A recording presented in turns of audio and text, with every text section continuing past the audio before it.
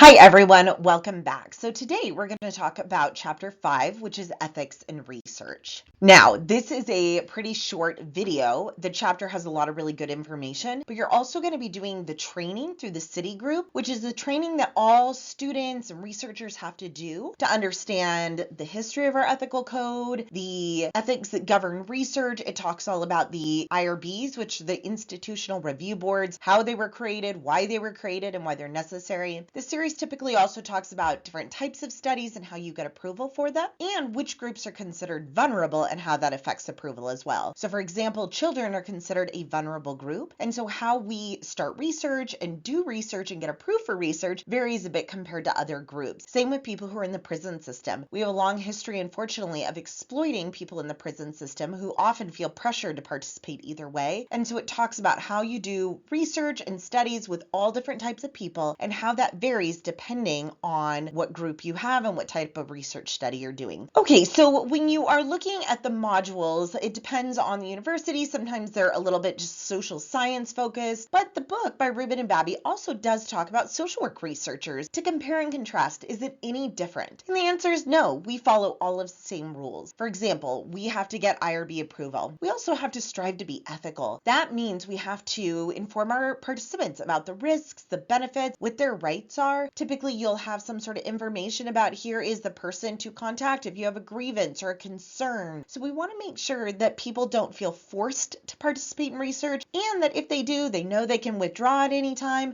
And what are the benefits? Sometimes the benefits are just this research study will help benefit other students or help benefit other individuals. And so that's just something we have to let them know. We also have to consider alternatives. So perhaps you are just really interested in a topic, but then you find out later, like there's a bunch of research about it. Do you really do a study for study's sake, or are there alternatives? And if we're looking at a very intrusive survey, is there a less intrusive way to get the same information, but still study whatever topic you're looking at? So we're always thinking of the ethics and the alternatives and how we can make sure that our studies are really promoting those same ethical standards that all disciplines do when they want to do research. Finally, we also want to ensure anonymity or confidentiality of participant data. And your book talks a little bit about the difference. A lot of times we use those words interchangeably, but anonymity is when the researcher doesn't know who it is, and so the name is not even on there. So think about when you fill out like a survey research question on a site. Have you ever heard of Sephora? Rate 1 to 5. They may not have your name. If they don't ask for your name, your number, anything about you, it's just a random response. That's anonymity. Versus confidentiality is maybe where the researcher knows your name. You have to enter your name and your student ID, or you have to enter your name and phone number. And so they know who you are, but they still have a process so that it's still confidential. And we want to make sure when we publish results, we're not publishing anything that could have participants easily figure out who is in the study. So the book talks a little bit about the difference, and the city training does as well. Another thing that the book talks about that I think is really important, especially as we talk often about the whole idea of empowerment for our clients and honoring them, meeting them where they are at. Well, that's not any different really in research. We still want to reduce any bias and sensitivity, the language used,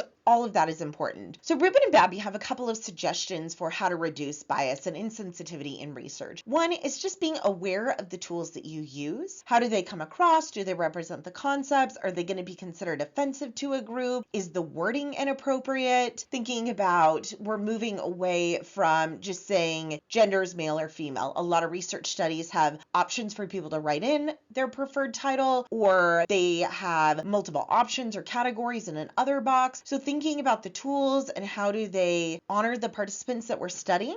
We also want to make sure that we're respecting individuals who speak a different language. And so the book talks about that. We'll discuss it a little bit later. But the idea that we want to make sure that we're not just saying, hey, you need to adapt to fit my study. You need to speak English so you can participate in this study. That if we have individuals that we're looking at that speak a different language, we need to make sure that our stuff is translated into it, that we're using bilingual interviewers or interpreters. And that's the same thing we would do. If I had a client come in to see me at the hospital and English was not their first language, ideally I would try to find find an interpreter that could help so they feel comfortable expressing themselves in their language instead of saying, well, it's an English hospital, you need to speak that when you're here. Social workers don't view it like that. We really view it as how do we support people when they come in the door, regardless of who they are and what language they speak. So making sure that we have plans in place, forms, data that is translated correctly, concepts that are translated correctly, and bilingual interpreters or interviewers is really good. The other thing that you want to do is really focus on the strengths of groups. So I talked a little bit about this when I discussed my colleague whose study looked at the experiences of Black mothers, because she said all of the research had been focused on Black mothers who had children in the welfare system or who had them removed by child protection. And she said there's not a whole lot of research about Black mothers outside of the deficits. And so we also want to make sure that when we're studying things, we're not just looking at the negatives. We do want to focus on the strengths of the individuals that we're studying. So that's really important. Obviously, we're not going to shy away from things. If the study shows that a lot of our participants feel like they've experienced a lot of racism, we're not going to say, no,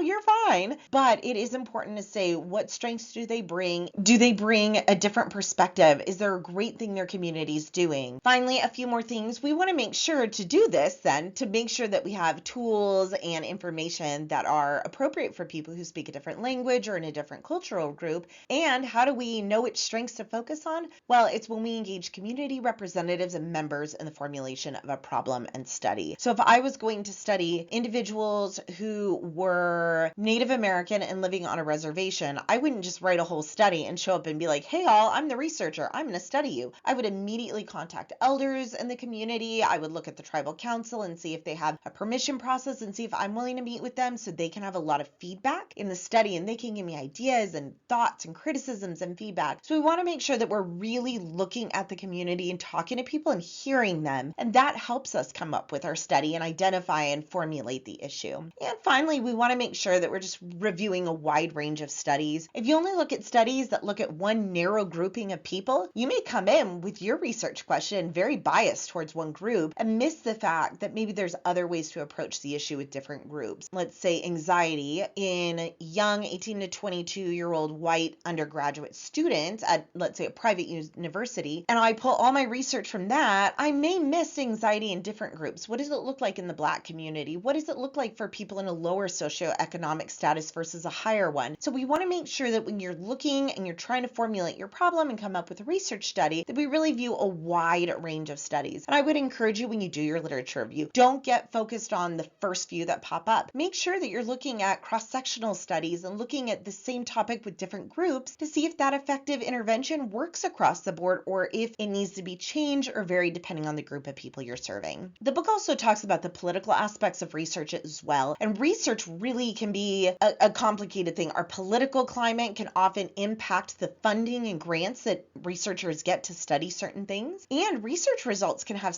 pretty significant consequences or results. So it can affect things like funding. So let's say that you're given a large grant. They say, look, we're looking at federally qualified healthcare centers. And we really want to know, is this intervention they're using effective? Well, let's say I do the study and maybe it's not a super great study, or maybe I just catch it on a weird day and I say it's not effective at all. Well, you could see them saying, oh, look, it's not effective. We're going to cut all the funding. Now, if I did this study incorrectly or had poor methodology, I could potentially lose funding for an organization that maybe they didn't deserve to lose. It also can affect public perception. And we've all seen that, how a few well-placed studies can really affect individuals. And in the era of social media, people can really share that information quickly. Finally, research results can absolutely affect publication as well. Depending on what the research you did is, you could have it kind of dismissed. If it's not a hot topic or people don't think it needs to be published, you may not get it published. I read an interesting study years ago that said the vast majority of studies that get published had positive results, statistically significant results. But there were twice as many studies that didn't find a significant difference or didn't find significant results that don't get published. And yet, as a practitioner, I want to know if an intervention, more times than not, is ineffective.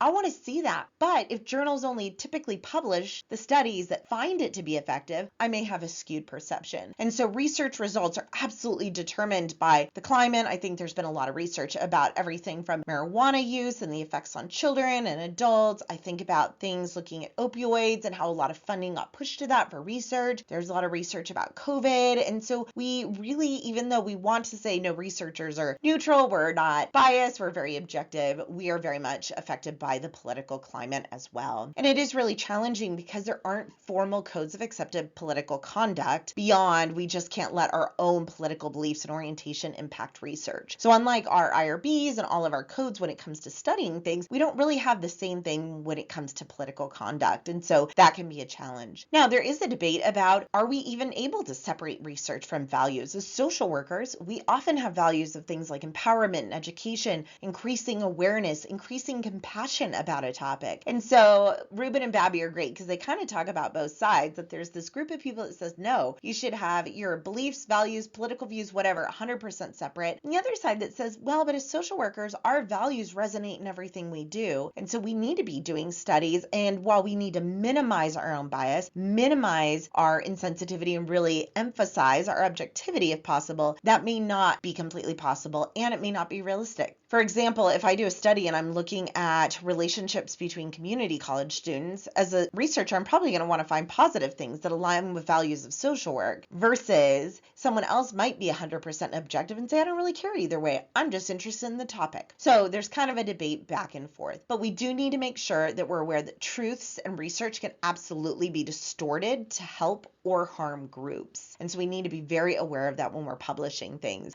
Okay, there are my references. Short slides because you'll get a lot of great information in the book and in the city training that you're going to do. Thanks.